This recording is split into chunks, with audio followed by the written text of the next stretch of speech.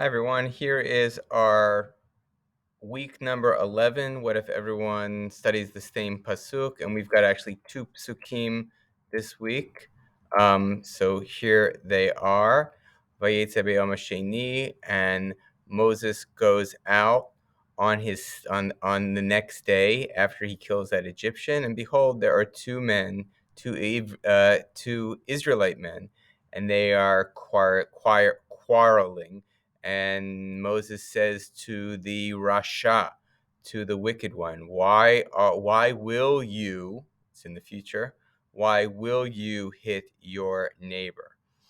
And he said, meaning the one he's calling the Rasha, who placed you as a man, a general or a ruler and a judge upon us? Will you kill me? He's saying, like you killed that Egyptian. And Moses was afraid, and he said, surely the matter is known. So right away, you see there's some strange pieces here that are going to be that our kids hopefully are going to get. First of all, he's calling one of them a rasha right here. Like, what is that about? Why would he call? How does he know that one of them is a rasha? They're quarreling. They haven't actually, no one's lifted a hand yet, because he says, will you strike your neighbor? So they haven't hit yet, and yet he's quick to make judgment here. When the guy says, who appointed you, or who placed you as for a man, ruler and judge? What is this for a man upon us? Will you kill me like you killed the Egyptian?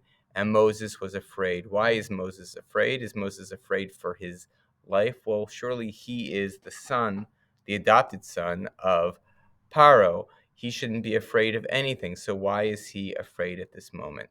And if you see on the next slide, so some of those pieces come out right here, right? How does Moses know which of the two people is evil? He sees two people fighting, so shouldn't both of them be evil? Well, it's the person who is kind of getting ready to hit, but hasn't actually hit yet. And that's the question here. How is it that we're calling someone evil when they have not yet done anything wrong yet? I'll fix that.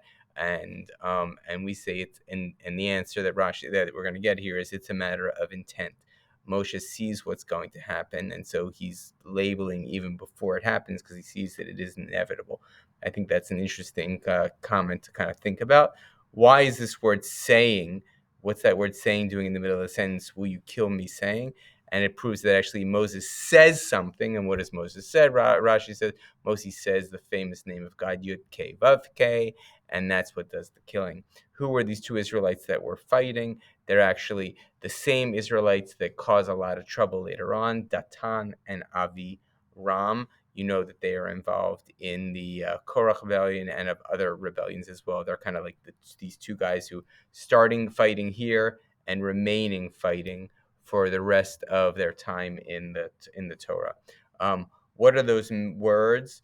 A man added to the reply of the man he calls wicked. Wouldn't it make more sense to say, who made you ruler and judge? So he's kind of also asking the question, you're not a ruler, you're not a judge, you're not even, Moses, a man at this point. You're too young to be doing all of these things. And I think maybe enough gamina is that, it doesn't age. Moral clarity is not something that requires a certain age to receive. Why is Moses afraid? He shouldn't be afraid. So what's this all about? And Rashi has a beautiful comment here. It said, what really Moshe is afraid about is, wait a second, I killed this guy yesterday, and now the entire world knows. I thought no one was looking. I made a point of looking this way and that way, so no one was looking. But oh my goodness, everyone knows. So not only did someone find out, but they told other people, and those people told other people, whatever. So basically, the Israelites have a lashon hara problem. How are they going to get out of Egypt when they can't keep their tongue to themselves? Like, so Moshe is actually not worried about getting punished. He's worried about the moral quality of this group of Israelites, saying to themselves, God wants a group. He thinks God wants this group because they are in some way morally better than the Egyptians. And now he's learning a truth that they might not be. Does this jeopardize their ability to be saved? And I guess the moral here is, right, asking the question, is the reason why God is saving them because they are better, because they are chosen, because they are. And I think we see later on in the Torah, God actually says, you know what, I didn't pick you because you were more mighty. I didn't pick you because you were better. I didn't pick you for any reason except for I fell in love with you as a people. And, sometimes there's no explanation when it comes to love.